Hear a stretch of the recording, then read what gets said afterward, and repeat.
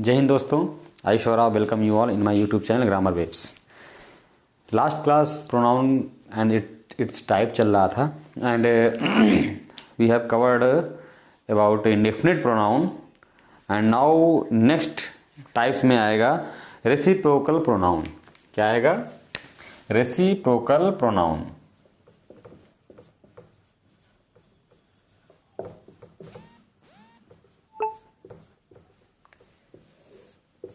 May be ये 7वां type है pronoun का।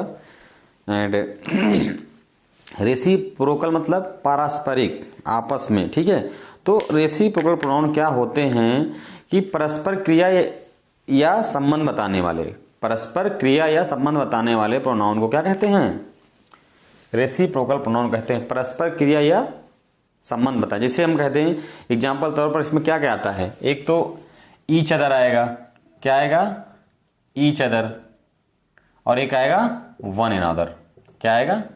ये दो जो है रेसिप्रोकल प्रोनाउन होते हैं। ईच अदर कितने के लिए? दो व्यक्ति या वस्तुओं के लिए, दो व्यक्ति या वस्तुओं के लिए। और इसमें क्या है? दो से अधिक व्यक्ति या वस्तुओं के लिए यूज होता है। एग्जाम्पल जैसे हम देख लें यहाँ पर, एग्जाम्पल ले लीजिए। रेसिप्रोकल प्रोनाउन क्या होता है कि जो परस्पर क्रिया या परस्पर संबंध बताए एक दूसरे में, उसको कहते हैं रेसिप्रोकल प्रोनाउन, पारस्परिक संबंध बताने वाले सर्वनाम। ठीक है, अब एग्जाम्पल तौर पर जैसे हमने बता दिया, दो होते हैं ईच अदर और वन अनदर। ईच अदर दो व्यक्तियों के लिए, दो व्यक्ति वस्तुओं के लिए, वन अनदर दो या दो से अधिक के लिए।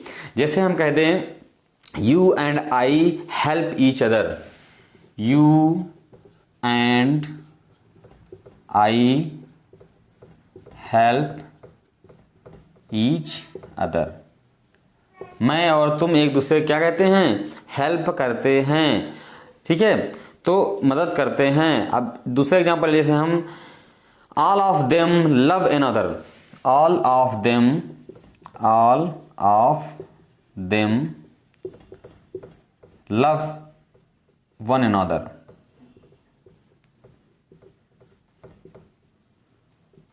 उनमें से सभी क्या है? एक दूसरे को प्यार करते हैं। जैसे हम कहते हैं, नेक्स्ट एग्जांपल ले ले हम, they all agreed with one another. They all agreed with one. वो एक दूसरे, वो सारे क्या है? एक दूसरे से सहमत हैं। ठीक है, सहमत थे, दे सहमत हैं। They all agreed with one another. ठीक है, बोथ ऑफ देम। अगला एग्जांपल से हम लिख लें, both of them. Both of them मतलब कि दो व्यक्ति की बात हो रही है। Both of them mocked at each other. Mocked at each other. ठीक है, दो व्यक्तियों की बात हो रही है तो यहां पर ईच अदर। समझ में आ गया? मतलब रेसिप्रोकल प्रोनाउन क्या होता है? वन अनदर और ईच अदर। दो के लिए ईच अदर प्रयोग होगा और दो से अधिक के लिए वन अनदर। नेक्स्ट टाइप में हम चलेंगे। ये हो गया आपका रेसिप्रोकल प्रोनाउन कंप्लीट। अब हम नेक्स्ट की बात करते हैं। नेक्स्ट कौन सा प्रोनाउन टाइप होगा?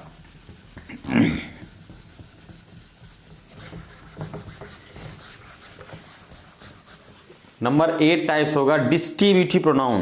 नंबर 8 है डिस्ट्रीब्यूटिव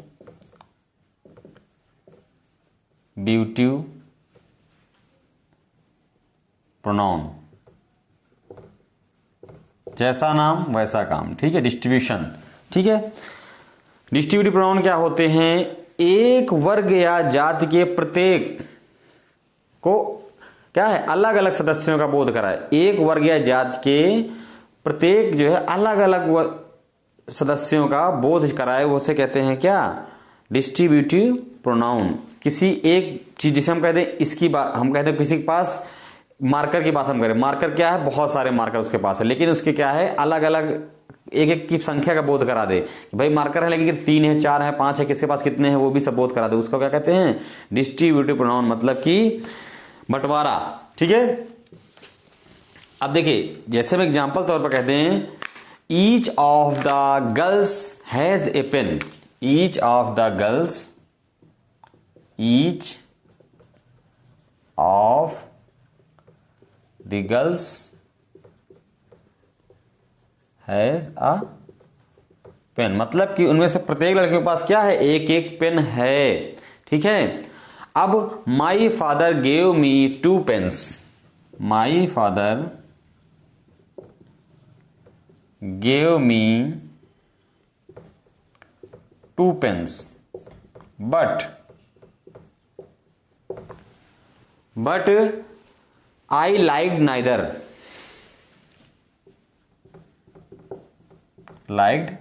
नाइदर। मेरे पिताजी ने मुझे क्या, 2 पेन दिए, लेकिन मुझे उनमें से कोई भी पसंद नहीं आया। तो अब देखिए यहां पर आपका डिस्ट्रीब्यूटिव प्रोनाउन कौन कौन सा होता है। नंबर 1 की हम बात करें ईच, नंबर 2 की बात करें अगर हम आइदर, और नंबर 3 की बात करें तो नाइदर। ये आप सीक्वेंस वाइज अगर देखेंगे समझेंगे तो क्या आसानी रहेगी कि हमारे पास होता क्या क्या है। और देखिए नोट पहले ही बता दें सब चीजों पर, ईच, आइदर और नाइदर तीनों में क्या है, सिंगुलर वर्ब ही प्रयोग होगा हमेशा। किसका प्रयोग होगा, सिंगुलर वर्ब ही हमेशा प्रयोग होता है। ठीक है। अब हम बात करेंगे यूजेज ऑफ डिस्ट्रीब्यूटिव प्रोनाउन की। अब ये यूज कैसे होते हैं, uses of distributive pronoun, distributive pronoun.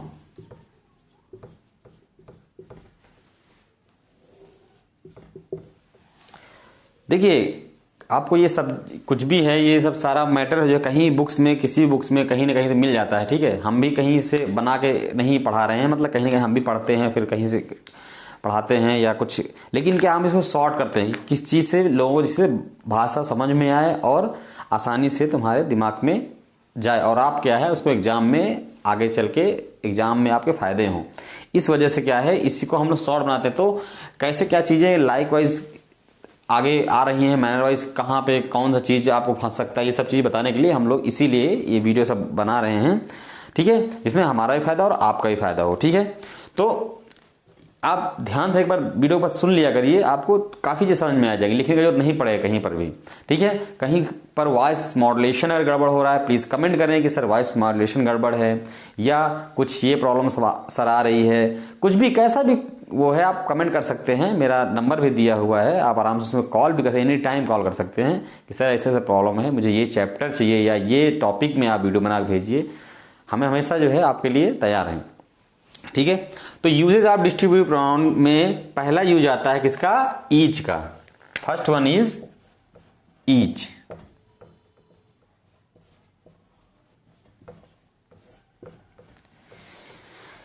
Each का प्रयोग क्या होता है, प्रत्येक के अर्थ में होता है। किसके अर्थ में होता है, ईच का प्रयोग हमेशा क्या है, प्रत्येक के अर्थ में 2 या 2 से अधिक व्यक्तियों वस्तुओं के लिए होता है। ठीक है। प्रत्येक के अर्थ में, प्रत्येक के अर्थ में 2 या 2 से अधिक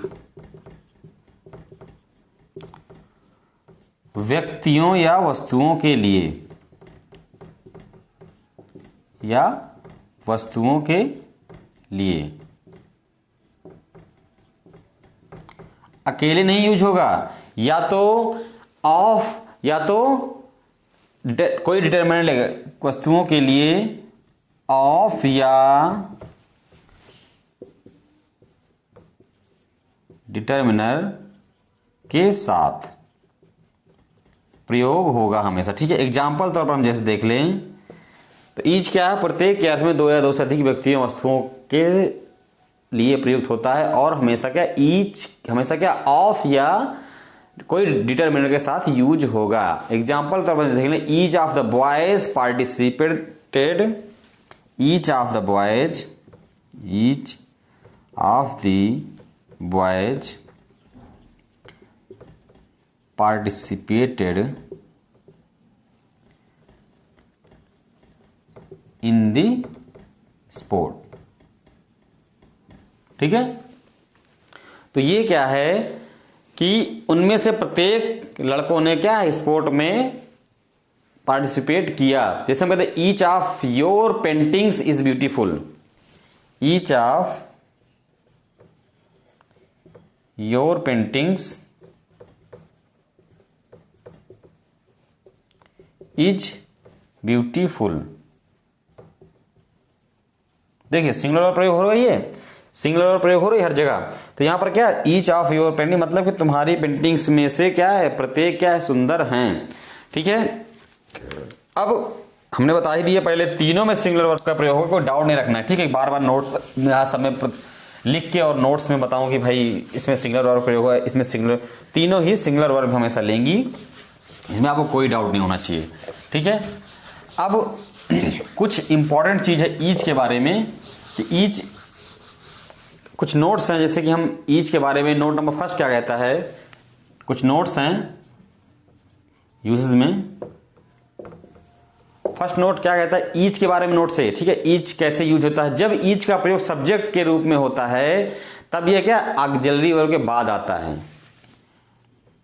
as a subject always used after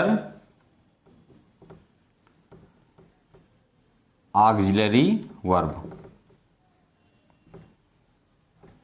ठीक है, एग्जाम्पल तौर जैसे हम देखेंगे कभी भी हम कर्ता के रूप में जब प्रयोग करेंगे ईच का तो हमेशा क्या है ऑक्सिलरी वर्ब के बाद आएगा। ऑक्सिलरी मतलब कि सहायक क्रिया के बाद आएगा, हेल्पिंग वर्ब के बाद आएगा। जैसे हम एग्जांपल कहते हैं दे कैन ईच हाइड,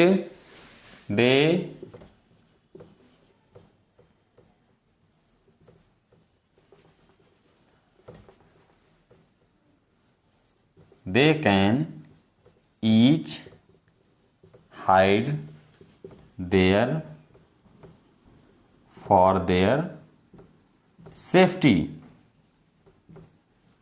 ठीक है, they can each hide their for their safety मतलब वो उनमें से प्रत्येक क्या है अपने आप को छिपा सकता है अपनी सेफ्टी के लिए। ठीक है, वहां पर छिपा सकता है अपनी सेफ्टी के लिए। दे कैन ईच तो क्या ऑक्सिलरी वर्ब के बाद ये जो है प्रयोग हुआ है क्या ईच। अंडरस्टूड।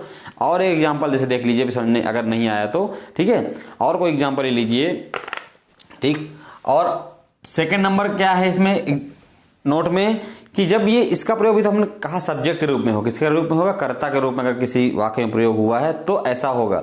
अगर हम यही बात करें जब इसका प्रयोग सहायक क्रिया रहित वाक्य मतलब इसमें सहायक क्रिया ना हो। ठीक है, सहायक क्रिया ना हो मतलब कि सहायक क्रिया रहित वाक्य में मतलब सहायक क्रिया जब ना हो वाक्य में क्या है ये हमेशा सहायक क्रिया रहित वाक्य में क्या है सब्जेक्ट है। तो अगर कर्ता के रूप प्रयोग होता है as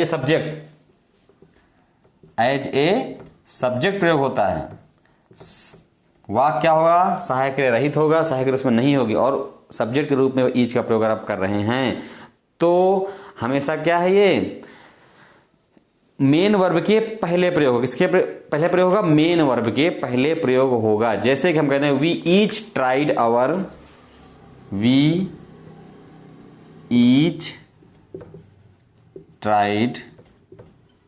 our best to qualify this exam. ठीक है, अब देखिए यहां वी ईच मेन वर्ब के पहले प्रयोग हुआ। ठीक है, हम में से क्या प्रत्येक ने क्या है इस एग्जाम पास करने के लिए क्या हमने बेस्ट दिया, बेस्ट ट्राई किया। ठीक है, अब इसे अगला है जब इसके बाद क्या फ्रेज प्रयोग होता है। किसके बाद ईच के बाद जब फ्रेज का प्रयोग किसमें इसके बाद जब कोई फ्रेज का प्रयोग हो किसके ईच के बाद अगर कोई सी फ्रेज का प्रयोग हो तो तब यह क्या ऑब्जेक्ट के बाद आता है। किसके बाद आता है ऑब्जेक्ट के बाद। फॉर एग्जाम्पल जो है जैसे हम कह दें यहां पर एग्जाम्पल के तौर पर सी सेंट अस ईच ए प्रेजेंट, सी सेंट अस ईच अप्रेजेंट। ठीक है, तो यहां पर क्या है, सेंट अस ईच ए फ्रेज के जो है बाद आएगा, जब इसके बाद क्या फ्रेज का प्रयोग, फ्रेज का प्रयोग इसके बाद हुआ है अप्रेजेंट, इसमें यहां फ्रेज है, वाक्यांश है, वाक्य छोटा सा भाग है, तब यह क्या ऑब्जेक्ट के बाद, ऑब्जेक्ट यहां पर क्या है अस, इसके बाद आया है। ठीक है, अंडरस्टूड। और सिंगुलर वर्ब का प्रयोग हमेशा होगा। ये हो गई बात हमारी ईच की। अब हम बात कर लें यहां पर नेक्स्ट डिस्ट्रीब्यूटिव प्रोनाउन कौन सा है, आइदर और नाइदर बच्चे ना। तो आइदर की बात करते हैं, चलिए वन बाय वन चलेंगे और एक एक क्या होता है, कैसे इसका यूज होता है, सब कुछ छोड़ेंगे नहीं। भले क्लास में थोड़ा टाइम लगेगा और क्या है थोड़ा समय लगेगा, वीडियो लेट बनेगी, बट क्या है किसी कोई चीज छोड़ेंगे नहीं। कभी क्या है फ्यूचर में कभी जरूरत पड़े कि भाई इसमें क्या डाउट है, पूरा चैप्टर आप उसको देख सकते हैं, डालेंगे डिस्ट्रीब्यूटिव प्रोनाउन तो पूरा चैप्टर आ जाएगा, उसके बारे में सारी जानकारी आपको यहाँ पर मिल जाएगी। ठीक है, तो अब हम बात करें नेक्स्ट डिस्ट्रीब्यूटिव प्रोनाउन आइदर की। ठीक है, आइदर नंबर 2,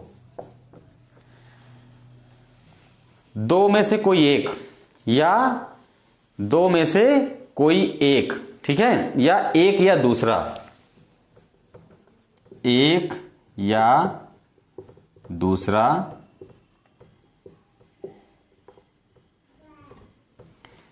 या दो में से कोई एक,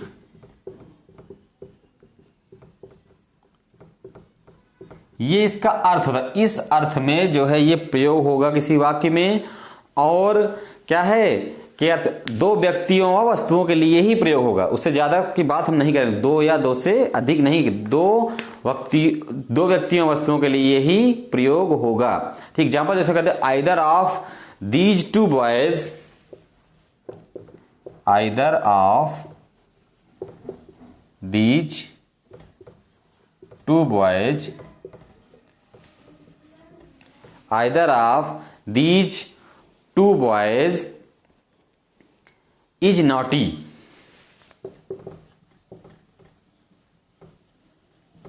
इनमें से कोई एक क्या बच्चा शैतान है, शरारती है। ठीक है, और एग्जाम्पल से ले लें, there are two pens here, there are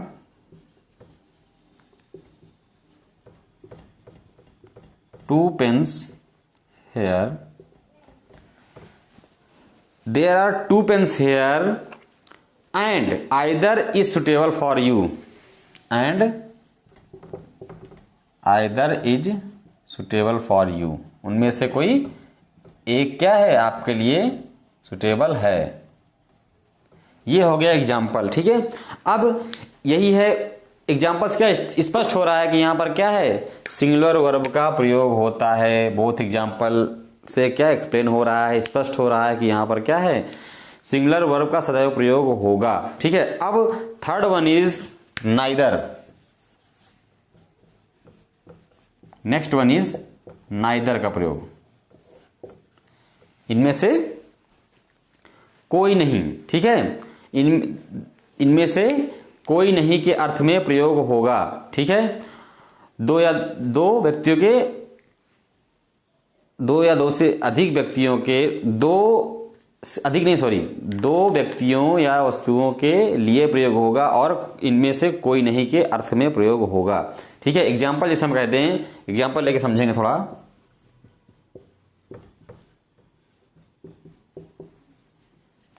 neither of the two brothers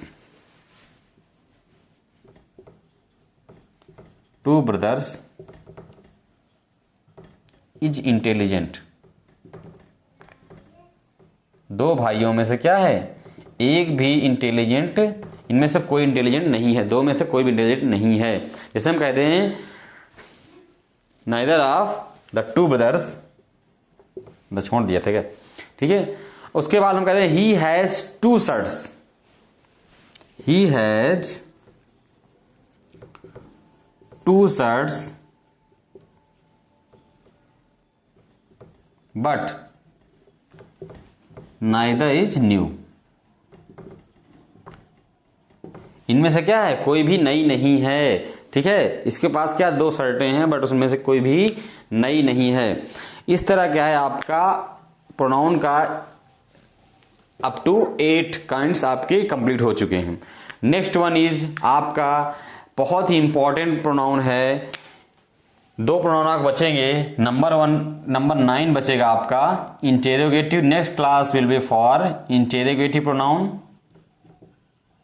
सबको पता है हु हुम सब ये इंटेरोगेटिव प्रोनाउन होते हैं, इसका क्लास होगा। And next class will be relative. ये थोड़ा सा लंबा चैप्टर होगा रिलेटिव का, दैट्स वाई इसको आफ्टर हम देखेंगे रिलेटिव प्रोनाउन।